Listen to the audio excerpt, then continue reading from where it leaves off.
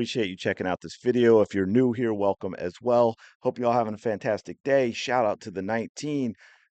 We are going to take a rational look at the WNBA versus the NBA, the so-called pay gap, what the WNBA players are making, what should they be making as we have the new CBA negotiations or the negotiations for a new CBA. There was the new media rights deal for the WNBA as well. So let's actually take a look at the numbers, what that means, and what can players realistically expect going forward.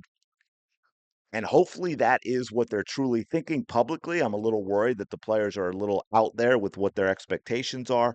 So let's go at it like this. The WNBA has a new media rights deal, as we all know. I think it was 60 million. That might have been the 60 million, I think, in 2024, and then 2025 and 2026, the new deal kicks in, which is 2.2 billion over 11 years. Okay. Now, it's important to understand that one of the big differences between the WNBA and the NBA is the NBA, David Stern, commissioner at the time, started the WNBA. And it was a 50-50 split in terms of ownership. The WNBA owned half its league, the NBA owned half the league.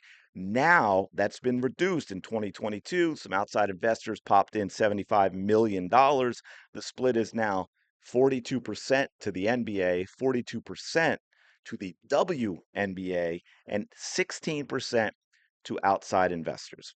Okay. So if we look at the 60 million in 2024, just as a starting point, 60 million, the WNBA gets 42% of that, which is 25.2 million.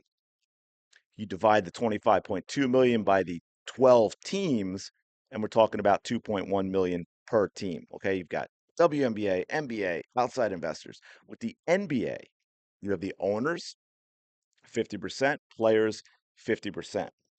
2023 revenue was about 10.58 billion dollars for the NBA, billion with a B. So if we take a look at this, player contracts, just give a rough number. I'm sure there's other little things in here, but player contracts totaled just over $5.15 billion.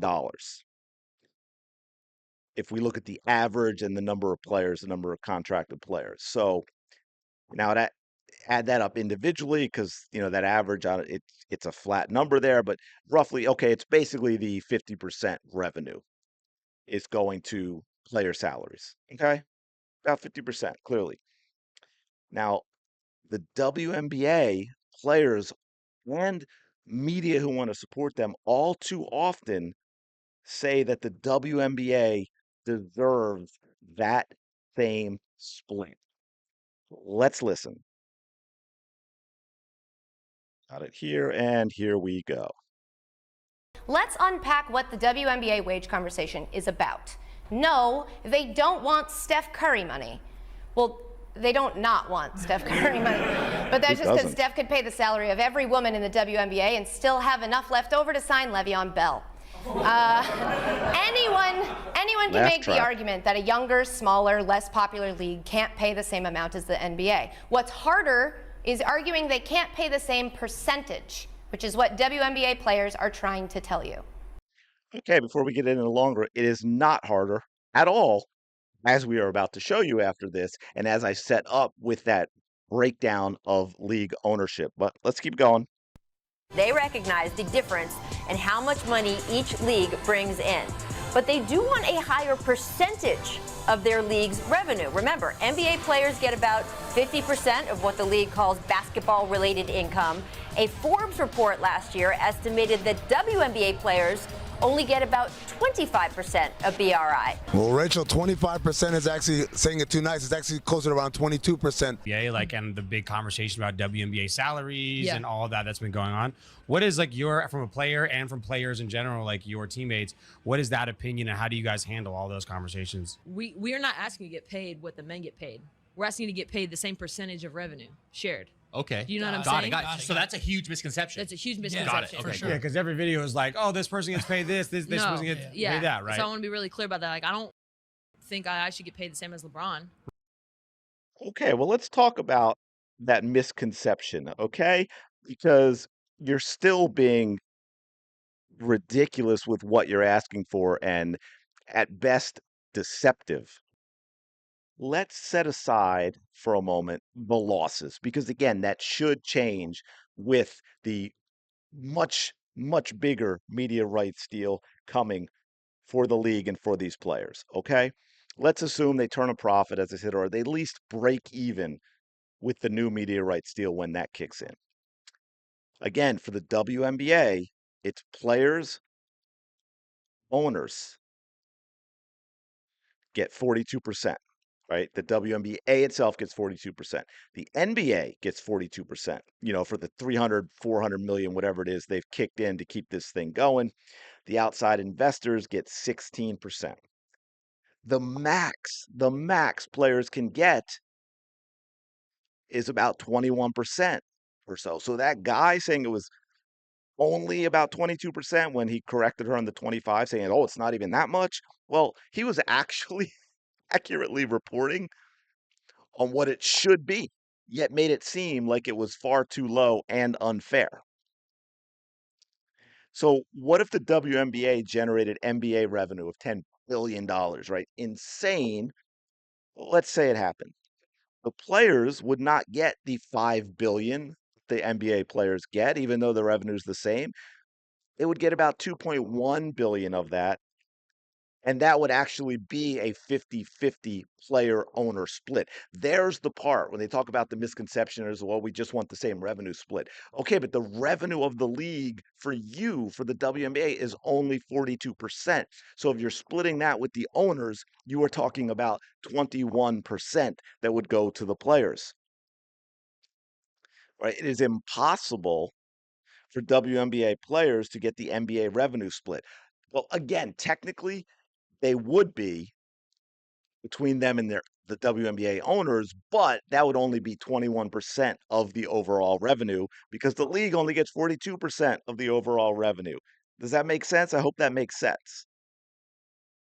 Of course, that has been even less possible with the current deal that hasn't turned a profit. Now, if the WNBA, if they actually want to get 50-50 and get 50% of the revenue, the WNBA, I don't know what it would cost, right? I don't have those numbers exactly of what the NBA has put into it and not gotten back yet. But the WNBA, so I don't know what the number would be, but they would have to buy out the NBA and the outside investors to get a true 50-50 split of league revenue, or at least buy them out partially, right? Maybe they can up their stake from 42% to 60%, and then the players would get 30% of league revenue. So we know that WNBA lost about 40 million in 2024. Now I do believe that was a little higher because they went with the whole chartered flights and everything because they were looking at what Caitlin was doing and they knew the new deal would be kicking in and all of that. So that which is 2.2 billion over 11 years, 200 million per year. So let's say that makes it possible to give the players and owners of the WNBA the 50-50 split, which again means 21% for the players. That's $42 million for the players. In 2024, it was 16.4 million. So it's about a 2.5 time increase over what they got this year versus when the new deal kicks in. Right? That to me, that is the realistic ask. Now, again, I don't have the nitty-gritty of the details in terms of everything else because it's not all about just I'm sure it's not all about just revenue split. There are probably other things as well that they're talking about, but give or take, this is what we would be talking about for the players. Okay, we're talking about taking from a little over 16 million to about 42 million when the new deal kicks in. 2 to 2.5 time increase, and that should be very, very acceptable to the players. Because I say 2 to 2.5, because again, I don't know all those nitty gritties, but also don't forget new teams coming in, right? So they're going to water down what each team gets. Because if the players are getting 42 million and there are more players in the league, each player is going to get less. Right? That's important because we've got what? Golden State coming this year, which makes 13. They're not even in part of that 42 million. When that 42 million kicks in, I think we'll have what, two more teams, and eventually and then one more the year after. Correct me if I'm wrong in the comments below. 42 million for 16 teams is different than 42 million for 12 teams. We're talking about a 33% increase in teams. So that is obviously going to dramatically reduce what each player can get. Okay.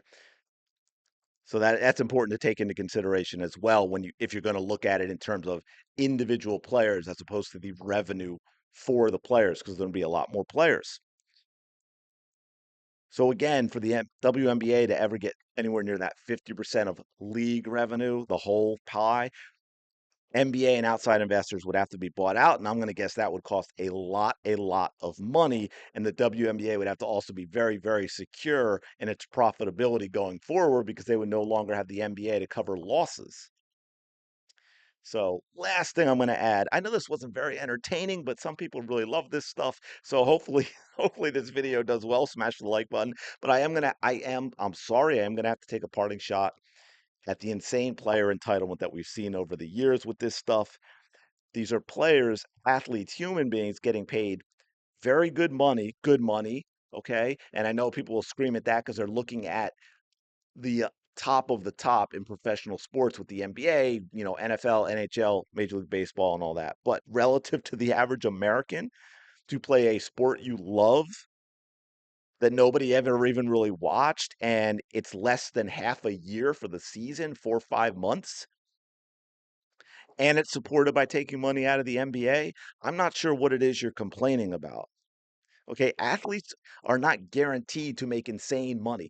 NFL players, Major League Baseball players used to work jobs in the off season, and their in season was longer than the WNBA's.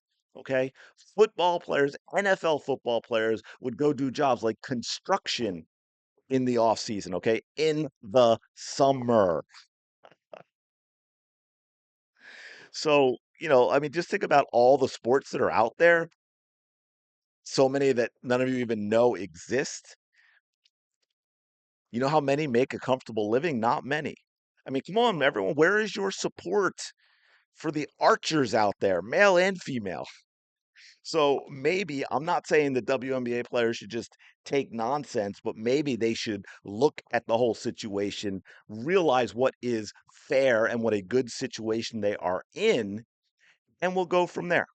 I think that's fair. I think that's reasonable. I know this isn't a world where we look at reasonable and fair and logic and all that anymore, but I'm going to leave it there. I'm going to leave it there. Let me know what you think about all this in the comments below. Do you think the players have it in them to look at the numbers in this way and say, hey, that 2 to 2.5 is fair? It is fair to get 42 million, and then we divide it up for the what will be an increase in teams. So they're not going to see 2.5, maybe not even 2x because of the increase in teams, but they will absolutely see an increase. Smash the like button, subscribe to the channel. As always, appreciate you checking out this video. Did I mention smash the like button? You know you want to. You know you do. I'm going to leave it there. I'll talk to you later.